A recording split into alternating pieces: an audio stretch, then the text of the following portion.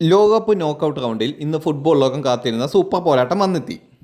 5 തവണ ലോക ചാമ്പ്യന്മാരായ ബ്രസീൽ ഏഷ്യയുടെ കരുത്തന്മാരായ ജപ്പാനെ നേരിടുകയാണ്. ഒരു പിഴവ് പോലും അനുവദിക്കാത്ത റൗണ്ട് ഓഫ് 32-ലെ പോരാട്ടം.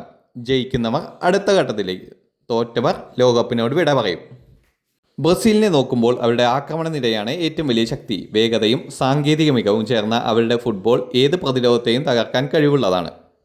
മധ്യനിരയിൽ നിന്ന് പന്ത് നിയന്ത്രിച്ച് അവസരങ്ങൾ സൃഷ്ടിക്കുന്ന രീതിയും വിങ്ങുകളിലൂടെ നടത്തിയ അതിവേഗ മുന്നേറ്റങ്ങളുമാണ് ജപ്പാന് വലിയ വെല്ലുവിളിയാകുന്നത്. എന്നാൽ ജപ്പാനെ ഒരിക്കലും വില കുറച്ച് കാണാൻ പാടില്ല. മികച്ച ടീം വർക്കും അച്ചടക്കമുള്ള പ്രതിരോധവും അതിവേഗ കൗണ്ടർ അറ്റാക്കുകളുമാണ് അവരുടെ ഏറ്റവും വലിയ ആയുധം.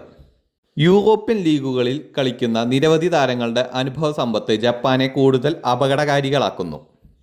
ബ്രസീൽ ഒരു നിമിഷം പോലും ശ്രദ്ധ നഷ്ടപ്പെട്ടാൽ ജപ്പാൻ അത് ഗോളാക്കി മാറ്റും. അതിന് വേഗതയും കഴിവുമുള്ള താരങ്ങളാണ് ജപ്പാനിലുള്ളത്. ഈ മത്സരത്തിലെ പ്രധാന പോരാട്ടം മധ്യനിരയിലായിരിക്കും. ആരാണ് പന്ത് കൂടുതൽ നേരം കൈവശം വയ്ക്കുന്നത്, ആരാണ് അവസരങ്ങൾ കൂടുതൽ സൃഷ്ടിക്കുന്നത് എന്നതാണ് മത്സരത്തിൻ്റെ ഗതി നിർണ്ണയിക്കുക.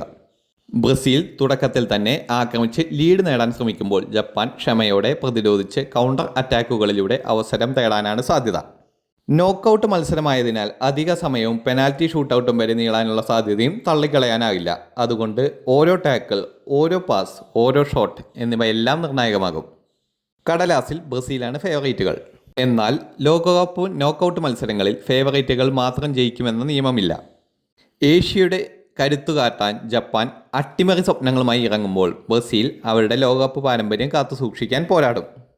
അതിനാൽ ആവേശം, നാടകീയത, മികച്ച ഫുട്ബോൾ ഇതെല്ലാം നിറഞ്ഞ ഒരു ക്ലാസിക് പോരാട്ടം തന്നെ ആരാധകർ പ്രതീക്ഷിക്കുന്നു. ബ്രസീൽ ജപ്പാൻ മത്സരം നടക്കുന്നത് ഹൂസ്റ്റൺ സ്റ്റേഡിയത്തിൽ ഇന്ന് രാത്രി 10:30-ക്കാണ്.